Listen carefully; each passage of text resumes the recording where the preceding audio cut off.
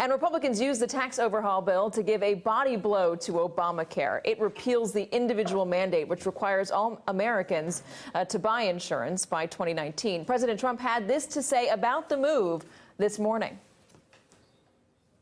When the individual mandate is being repealed, that means Obamacare is being repealed because they get their money from the individual mandate.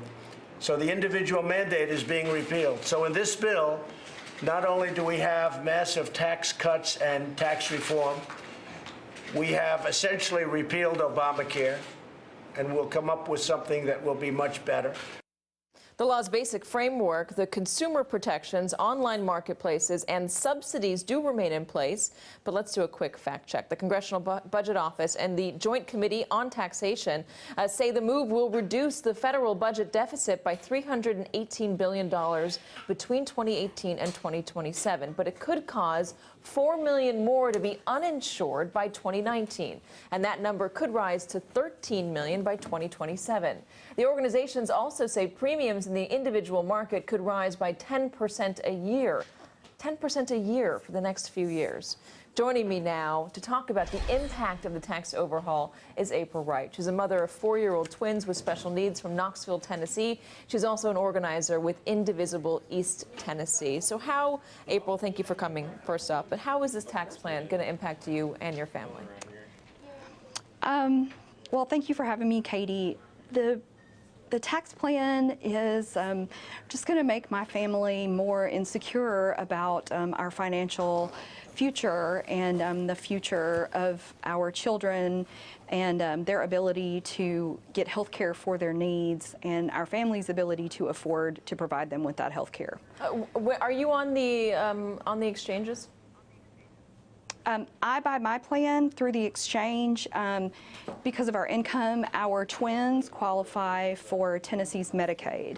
And so this tax bill is putting Medicaid in jeopardy again. And, you know, as a mom of kids who depend on, you know, their doctors and specialists, this is keeping me up at night worrying, you know, are we going to be able to afford to give them the medical care that they need in the future? What sort of medical care would they lose if Medicaid gets cut, if your premium goes up? What do you stand to lose?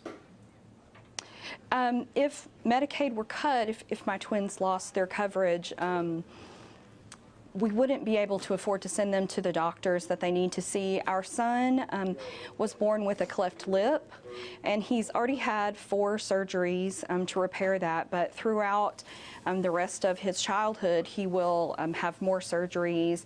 We see a number of specialists twice a year. His surgeon, his orthodontist, his speech therapy, and if it were not for the Medicaid that he's on now, I don't know that our family would be able to afford to give him the care that he needs to develop like his peers who were born without a cleft lip. And we would be faced with the decision of, you know, do we go into debt? Do we lose our home or our car to give him this next surgery? Wow. Or to pay for his specialist visits? And I'm pretty mad about it. Are your representatives receptive to your concerns? They are not.